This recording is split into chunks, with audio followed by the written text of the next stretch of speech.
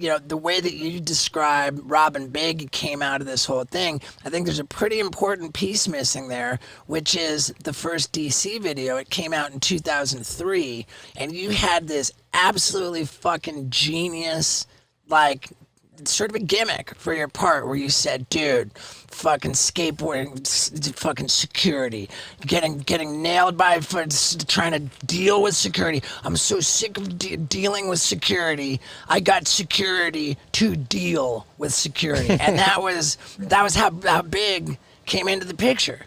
And it was such a fucking genius thing. It was such an excellent part. That whole DC video was so magnificent. And of course, that served as the proof of concept for what would be the Rob and Big show. Right? Like that. I mean, did you basically just show them that as in your pitch? Like, here's what it is? Man, with Rob and Big, like there was so much pressure on me on the DC video. Everybody was so gnarly. And I just knew that, like, fuck, man, I'm never going to be able to film a part to sit next to all these guys. Like, they're all filming the fucking gnarliest parts. Like, I like to say I've made the most money per trick landed in the history of skateboarding for fucking how many bail photos I've had and how the limited amount of fucking footage I've actually generated. But like, I conceptually, as I was like trying to think, like, I was like, God, it would be funny to come up with a skit. And then when it was like just the idea of I'm gonna bring a security guard to deal with security guards, just connected so quickly. And then even when we just went to like a security agency in San Diego, and we're just looking for like a really lovable, like big, cool. They're like, oh, we got the perfect guy. Wow, that's how you met Big. Yeah, it was like literally weren't friends at all. It was like a straight, like, casted from a security agency. And the day we met to shoot it, it was just like instant, like, oh, well, we just instantly were in it and like already like improvising and doing the most ridiculous stuff that set the stage. But it was really like, look, me and him I broke my arm one year.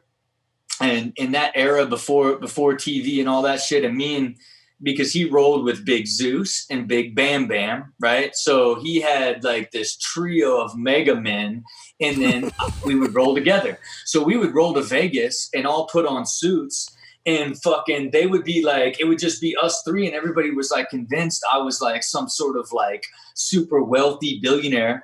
When we were pitching the show, I was telling them a story of how we went to Vegas and there was a Roy Jones Jr. fight, and I was like, fuck it. Like, let's just try to get in. So I walked up with all three of them. I said, excuse me, ma'am, I don't have the ticket, but I'm going to pass if you don't mind. She's like, oh, go right ahead. Right. So I fucking walked. It's like just straight on that power of perception. Like, we all fucking roll down. This shit's working. And I fucking walked all the way down to like 4 seats from the fucking ring. I said, ma'am, if you don't mind, we're going to sit right here. She said, oh, go right ahead. And we just fucking watched the Roy Jones Jr. fight, all 4 of us. And chicks kept coming up to me like, hey, can I give him my number? And it's like, just because it was like one little dude surrounded by these 3 giant guys. That's fucking epic. That is how we sort of positioned and tried to drive the show as like, hey, the odd couple, even when I took the show to pitch it in, it was like I took in the song, people, let me tell you about my best friend. But they wouldn't buy that show, right? It was when MTV was still in like, we need scripts, and and even Jeff wasn't really connected to being able to ultimately write scripts and that type of production. And they ended up buying the show Rob Dyrdek's Rules to Success. And rule number 1 was always surround yourself with good people. That was the pilot. And this was Big Black was like the person you surround yourself with, right? It was so whack. And we shot the pilot and it was shit, except for when I go off script. And we were going the script, and then we started freestyling a little bit about where he said he could outrun me. If we were in prison, he could catch me. I'm like, you ain't fucking catching me in prison, first of all. And then it turned into, you couldn't even fucking, like, you couldn't beat me in a foot race. And then it's like, let's fucking go. Then it turned, that freestyle moment became sort of the anchor of like, okay, we'll let these guys get off, like stop forcing them to be in a script and let them go. And then Shane Nickerson came over because he was a story editor from the Jessica Simpson show.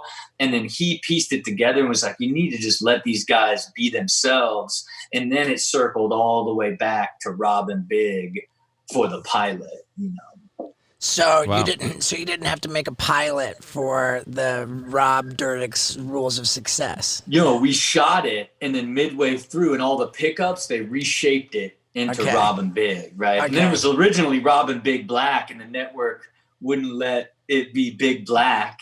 And it was like a black woman that was running the network at the time. And like, we had to call her, and she was like, absolutely not. And in the beginning, like when we would hear Rob and Big, it'd be like if Jackass was called Jack A. You know what I mean? Like, where it's like, I guess, right? Uh-huh. Like, because we only knew it, like he was Big Black, he wasn't Big, right? So it was like super strange for us in the beginning, where it was like, oh, Robin Big sounds so weird. Yeah, dude.